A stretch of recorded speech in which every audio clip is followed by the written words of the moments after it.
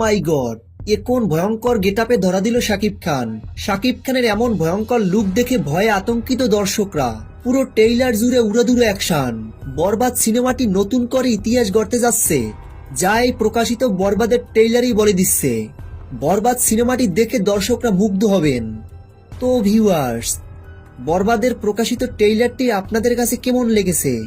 বরবাদের ট্রেইলারটি ভালো লাগলে একটা লাইক দিয়ে আমাদের পাশে থাকুন।